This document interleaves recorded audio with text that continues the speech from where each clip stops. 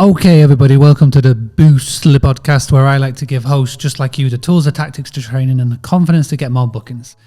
I've got some special little videos to show you. So over about a month ago, I interviewed Brian and Kati from Overlooked to Overbooked.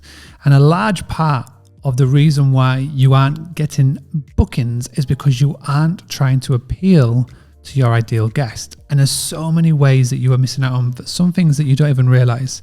Number one, it could be your pictures, it could be the terminology that you're using, it could be a certain rearrangement of photographs on your listings. So I wanted to take this Zoom call that we did with Brian and Kati, part of my coaching group, and I wanted to break it down into little segments, and I wanted to post it in the daily podcast because it was so good. It's so good. So please do go and check out Brian and Kati from Overlooked to Overbooked. Go do a Google search for them and really pay attention to what you're going to get access to here in these short little daily segments of the Boostly podcast. I would love to know your feedback when you're listening and watching this. So leave a comment below at mark@boostly.co.uk or at boostlyuk on all of the socials. But for now, I'm going to just flip my screen. You're going to see Brian and Kati from Overlooked to Overbooked talking about customer avatar, photos, and all of the above. Thank you so much for tuning in, and I look forward to seeing you tomorrow for another episode. We've been talking about this, but I wanted to put it like right on paper or on a screen. Your ideal guest only exists to the extent that you communicate that to them in images and words in your listings and websites. Having a blast, gonna get it on the Boostly podcast. Boostly like Bruce Lee, cause it's so hard and the T is loose leaf. Making up those rhymes, don't write it, just do it loosely. If you want my respect, you'll better put direct. Here are the words in the podcast, that's what comes next. So we could do this exercise all day long, but if it doesn't translate into you changing something in how you're getting across to people on your listings and on your website, it's all for naught. It really has no effect whatsoever. So it's all about the execution.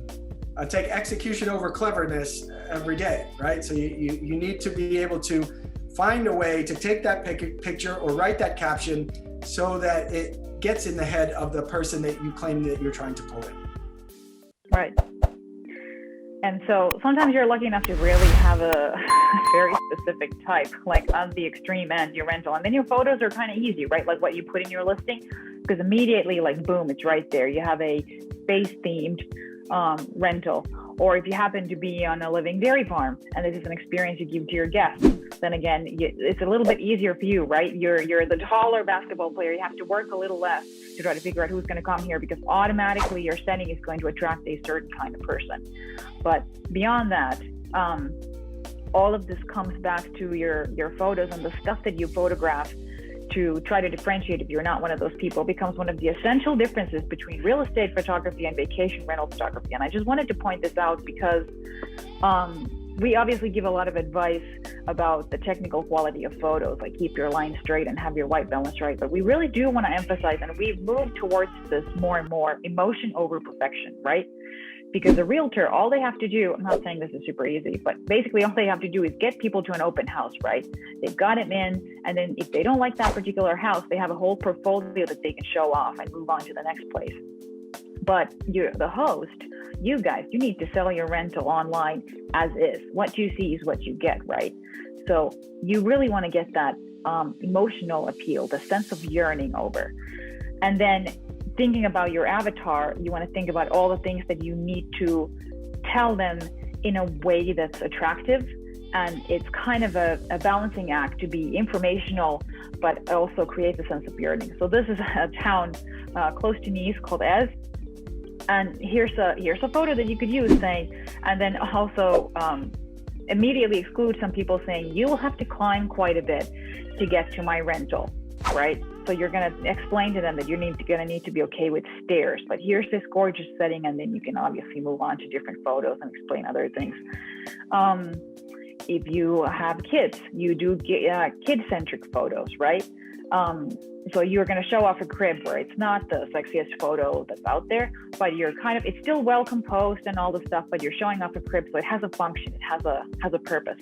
You can show off games. This is the stuff that a realtor would never in a million years put in there. Why would they? You're selling an empty base to someone, but you want to show off stuff that your whole family can do, or that the kids can take beach stuff with them, that you provide this stuff to them. This is important in vacation rental listings. If you want to say, oh, I'm great for a family. Well, are you? Are you really showing that you're great for families?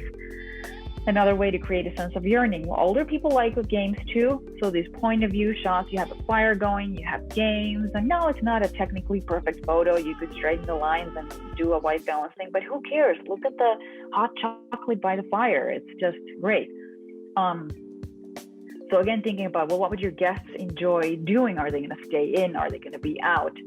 This is, again, like more of this will probably appeal to a lot of people, but we're getting to more specific stuff. You do want to show off your amenities, right? Everybody's going to love coffee. This isn't a kid thing. This is for the adults, right? If you offer a big deck where your whole family can have a barbecue, maybe show off the awesome grill that you have. And then, of course, you're going to show off the deck too. But you're, again, pulling attention to all the stuff that you're promising that they can experience in your rental. Then we get to the hammock thing. So again, a point of view thing. You can come and relax and read here on this hammock. So thinking about what are all these things that your guests would enjoy? What do I have? What can I provide that will provide this awesome, relaxing experience? Or, romantic getaway for couples, well, a glass of wine or something. This is not a kid thing. So setting the stage for your avatar, trying to think about where are they going to sit? What are they going to view? What are they going to experience? What is it you're going to try to get the feeling into the photo? Just very quick. Sorry, Kate. Yeah, go ahead. Go ahead. And two things that I hope everybody has paid attention to. If you could just go back 2 slides. Mm-hmm. The hammock with the sea, look at what's placed on the hammock is a book that's half read. Right. It's not so much a case of having just the picture, which the picture is fantastic, but by placing the book, and then on the next image, there's the bottle of open wine with 2 glasses. And this is like ninja level thinking that you need to be doing, because everybody has that picture, but are you going to the extent of setting the scene, which is fantastic, Kate. So I love these images, so thank you again. Right, and this is something that actually differentiates, again, hotel photos and real estate photos from vacation rentals. Vacation rental photos, we try to evoke the sense that all it's missing is the guest. It's just ready. You don't even need to pull out the wine glasses and stuff, and it implies that maybe these aren't there as you enter the door, but they could be here. But the photo, you want to have it be as if you're just kind of like go right through the screen and just be there. Everything is ready. Same thing with the hammock. And then just from a technical perspective, we realized that pillow actually opens up the hammock a little bit, so it's not this skinny little thing.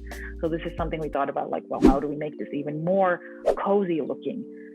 So that's what we did with Brian.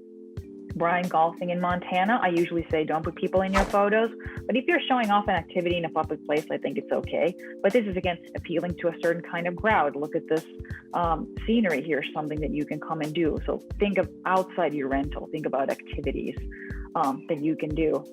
Here, just setting little towels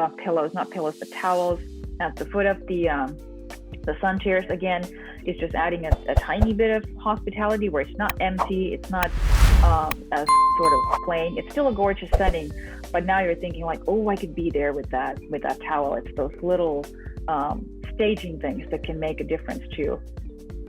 And here, kayaks. If you offer kayaks in your rental, you can go more of an adventure thing. Definitely show it in the photos. Don't just list the stuff in the amenities. Show them in photos. Having a blast, gonna get it on the Bruce Lee podcast. Bruce Lee like Bruce Lee, cause it's so hard and the T is loose leaf. Making up those rhymes, don't write it, just do it loosely.